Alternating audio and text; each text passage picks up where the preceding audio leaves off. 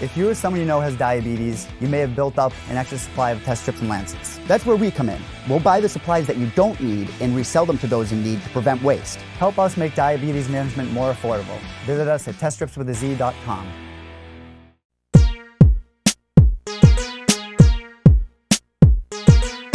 We have Manny Bermudez back on the show as he prepares to face Charles Rosa in a featherweight matchup inside the TD Garden in Boston, Massachusetts. Manny, how are you, man? Doing great, man. How about yourself? I'm doing great. It's great to have you back on. We're about a week and a half away from this one in Boston, your hometown, taking on Charles Rosa, who is also from the Boston area. How excited are you to not only return to action, but to do so in Boston at the historic Garden? I mean, it's crazy. I've grown up like right up the street from the TD Garden, so I used to drive by it all the time. But I actually never thought I'd be in a situation where I'd be, fighting in the Garden, because when I started off younger, it wasn't even like a sanctioned sport in Boston, So for me, the TD Garden was always more like basketball or like a hockey arena or something like that. And then, as the years progressed, like they started talking about, oh, the UFC's coming to Boston, the UFC's coming to Boston. They had that event with Dennis Seaver and McGregor, and then I think the next time they came was Cormier versus Volkan Oezdemir. And so now to be part of, the third UFC Boston, it's craziness. Yeah, I want to say this is the fifth event, because I remember Shogun and Chael Sonnen was a main event for one of the cards. TJ Dillashaw and Dominic Cruz was a main event for another one.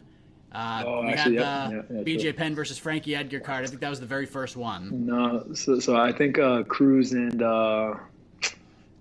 and TJ may have been for that Conor one, I think.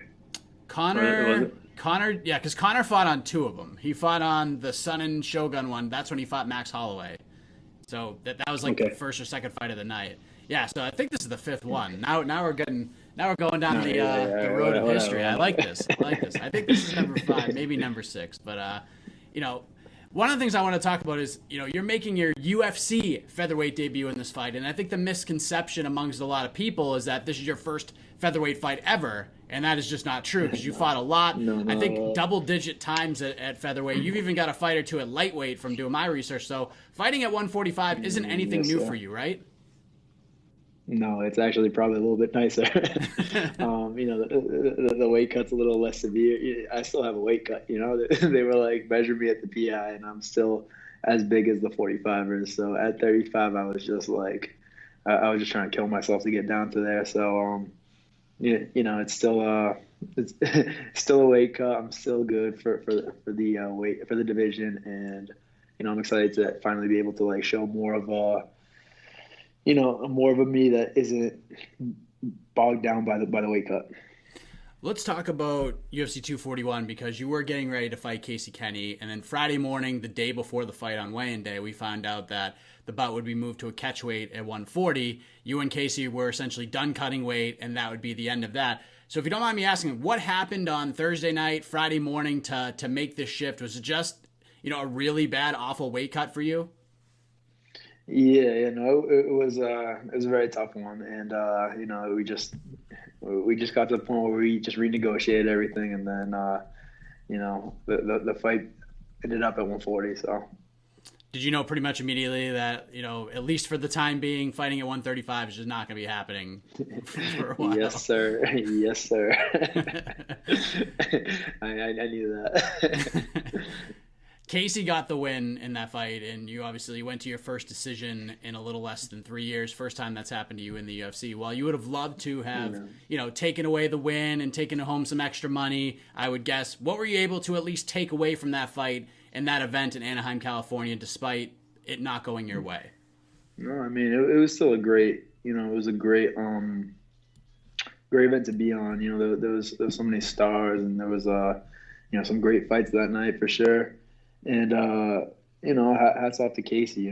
He fought to the best of his ability, and I think I didn't fight to the best of mine, but that's not, so it's not very, I'm trying not to make that an excuse at all. I think any day that, you don't perform to the best of your ability, that's on you. So, I think the mental aspect of the game is a really big one. And so this is kind of one that I think with the weight being moved up and everything, I have way more leeway to be able to work on the mental game and just go in there because I think a happy Manny is a dangerous Manny. I was just going to say, because a lot of people after their first loss, they want to sort of reflect and smell the roses for a little bit, and you're coming right back. And not only that, you're fighting in Boston, in your hometown. Is this like the perfect scenario for you? Is this enough to really get you fired up and motivated, knowing that you're getting right back on the horse? For sure. I was saying in interviews before, a loss wasn't going to bug me. I'm not in it to just, retire in defeat. I'm not in it to just, just be here for a little while and just try to make myself a superstar. I'm here to make this my job. I'm here to make this my career. I'm trying to, get as far as I can with this. I promise you this isn't the first loss I'm going to take, It's not going to be the toughest loss, nothing like that. But, I ain't grew up a quitter. I ain't grew up nothing like that. So being able to just come back is just going to be, after this fight, after the next fight, we're going to look back and not even think about that loss. So this is just part of the journey. We're not focused on really wins and losses at this point. No, just getting better and, being the most complete you that you can possibly be. Were you surprised they gave you Charles Rosa? I mean, normally they try to get the Boston guys or the local fighters against, like non-Boston fighters. You get a guy, he doesn't live in Boston now, but he's from the Boston area, born and raised in Boston, still does a lot of stuff there. So we still get it's interesting that they matched you two guys up. Were you surprised that Charles Rosa was the other guy in the contract? Yeah, for sure. I don't think I've ever really I'm just trying to think of a fight where it's two local guys fighting against each other, and I can't think of one off the top of my head. So the fact that they put us to it, I had heard his name coming up. He was I think he was on the circuit a little bit before I was. So I may have watched him fight once, locally or something like that. But he was also a weight division above me and this and that. And so I didn't really think I was ever gonna fight him, but here we are. Here we are. It's just the way it's working. But I think what happened was we were both looking for fights. We both wanted the Boston card because we're both from here. And then, when they offered it to me, I said, all right, yeah, sure. And that's kind of why the fight happened, actually, because they had I think they were looking for him, and then they last minute asked my manager, "Oh, you got anybody?" And then we were like, "Oh, Manny might try make a comeback again." And then here we are. Here we are with Charles Rosa, and I think the last time we saw local guys fight each other in Boston, it was Charles Rosa fighting Kyle Bochniak because he took the fight on 3 or 4 days' notice. So it's a way different scenario than you getting a scheduled bout, normal fight camp to fight another Boston guy, but. It's been a while since he's fought, because the last time we saw him was that fight against Shane Burgos. It was a fight of the night, super fun fight to watch for sure. And there's this constant conversation that happens when guys come back like this, we talk about ring rust, and some people feel that there's no such thing as ring rust, that it doesn't exist, and other people believe that ring rust does exist and that it's real. Which side of the spectrum are you on? His ring rust is not my issue. I'm just prepared for in my head I got this young, sharp, strong, talented ATT guy coming my way, and whatever issues he's got, that's on him. He can deal with that. I'm just gonna try to take his head off. Are you a guy that goes back and watches old fights to try to play catch up here, or do you let your coaches do that and then you kind of work off of them? A little bit of both. This one's a little bit weirder because he had such a long layoff that and he's training with an awesome team, so he has so much time to change things. He has so much time to adjust to become different. 2 years is from his old fights, he's more of a lengthy distance karate grappler, right? He could come in this fight as a Mike Tyson brawler wrestler, and throw me on my ass. But so I'm just gonna try to be ready for everything. I got a couple game plans already, and it's just gonna be a matter of picking the right one at the right time. How do you see this all playing out in Boston? You got fans and friends and family and teammates there supporting you. I know Cage Titans; those guys have a freaking suite ready to go. How does this all play out? Yeah, no, I think this is gonna be I think this is going to be one of the craziest fights that the Boston card has to offer. I think that because I know he's Boston strong and all of that, so I don't think he's gonna give up easy, and he knows that I'm not gonna give up easy. So it's gonna be fireworks and be craziness, and I can't wait for this. You guys have had at South Shore. You guys have had a lot of craziness going on there. Johnny Campbell's one of your guys, right? That trains over there. Oh yes, sir. Yes, Johnny Cupcakes. I mean, what a saga that was, huh? Yeah. I mean, I honestly still don't even know like what's going on. Like, I don't smoke or anything like that, so I don't understand half the words that they say about like metabolites or whatever. And I'm just trying to like kind of figure this out, but it's just going like right over my head. So he comes in the gym like, I can't believe they said this and that and this, and I'm like, yeah. Yeah, I agree. Yeah, he explained it to me for about 25 minutes, and I had to transcribe everything he said to try to like make sense of it all. But at least he's cleared, right? So that's good news. Yeah. No, I love him. I hope it.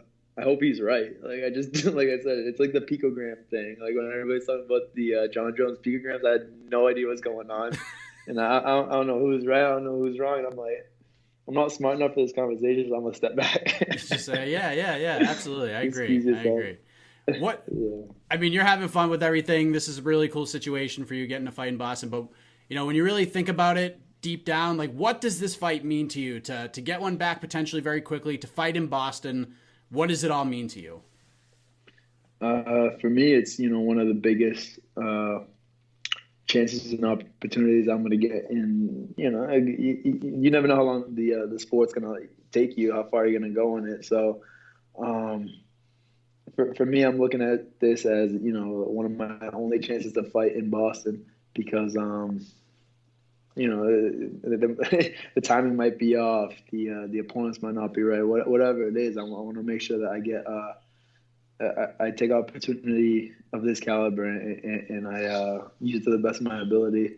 So fighting for my friends, fighting for my family, I'm definitely not going to let them down. I'm not sure how this works, but you being a guy that doesn't live too far from the Garden and all the festivities, do you have to stay at the Fighter Hotel, or do you get to go home and kind of transport back and forth like a regular Joe would do going to work in Boston? How is that going to work for you? Well, so they give us a room, and then I think they close it out like the day after. So as long as I check out by the next day, I'll be all good. But I don't even think I have to check out. I think technically, if I have all my stuff packed and I just take wherever I'm going, I could just let the housekeeping check me out the next day. But honestly, I live maybe 25, 30 minutes away from the Garden, so I'm not too worried about figuring things out like that. Yeah, I wasn't sure if how that was going to work. If you'd prefer to stay, at home in your own bed and stuff like that, or if you're cool with staying in the hotel. I'm not sure how that would work for you. No, I like a little bit more like space and stuff, so I'd rather just go off and just not be distracted by anything. I understand. Manny Bermudez back in action against Charles Rosa on October 18th, a rare Friday night card for the UFC at the Garden in Boston. I'm excited to go out there and cover that event. I'm excited to see this fight. Manny, before I let you go, folks know where to find and follow you on the web, social media, anything else you want to get off your chest, man. The floor is yours. Yeah, for sure. I'm on Instagram as Manny Bermudez. I'm on Twitter as _Manny Bermudez, and I don't really use Twitter that much, but Instagram I'm always on. Thanks to all my people at Sasha's Sport Fighting, Rugged Arts Fitness, Cage Titans, and I hope to see all my friends and family down at the TD Garden in Boston. It's going to be a great night, and whether you show up or you watch on the TV, I'd be happy to get all the support I can get. Awesome, Manny. Thank you for the time as always. We'll see you out there in Boston in a couple weeks. I got you, man. Thank you very much.